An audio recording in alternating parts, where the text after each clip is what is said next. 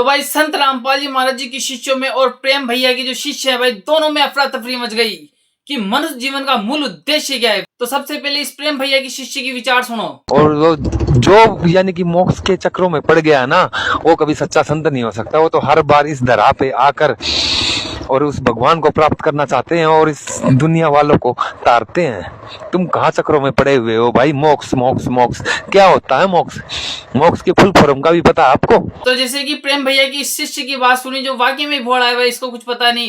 तो इसने कहा कि मतलब जो संत मोक्ष के चक्कर में पड़ गया तो भाई वो संत ही नहीं है। मतलब ऐसा ज्ञान, ये उठपटासा ज्ञान कहाँ से लाते हैं? मतलब ये उस कैटेगरी में डाल सकते हैं इसको, अंधभक्तों की कैटेगरी में, क्योंकि इसने कभी है ना गीता पढ़ी नहीं। सिर्फ प्रेम भैया ने जो विचार सुना है भाई उन पे विश्वास करके बैठे हैं। सबसे पहले अब ये विचार प्रेम भैया की है, तो सबसे पहले प्रेम भैया की वीडियो भी सुन लो। रुपया कमाओ फिर मर जाओ, फिर यही शुरू करो। तो मनुष्य जन्म का विशेष कर्तव्य भगवत प्राप्ति।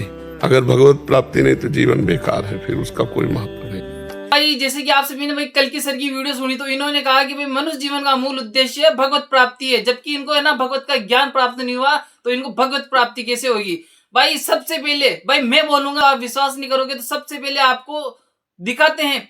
हे अर्जुन, मनुष्य जन्म का प्रधान उद्देश्य मोक्ष प्राप्त करना है, और ये मोक्ष केवल मनुष्य योनि द्वारा ही प्राप्त हो सकता है। इसीलिए मनुष्य के शरीर को मोक्ष का द्वार कहा जाता है। जब गीता में लिखा है कि मनुष्य जीवन का मूल उद्देश्य मोक्ष प्राप्त करना है, तो ये भगवत प्राप्ति कहां से आ गई? तो चलो एक तरफ मान भी लेते हैं भगवत प्राप्ति है, तो भाई कौन से अध्याय, कौन से श्लोक नंबर पे भगवत प्राप्ति का जिक्र आता है?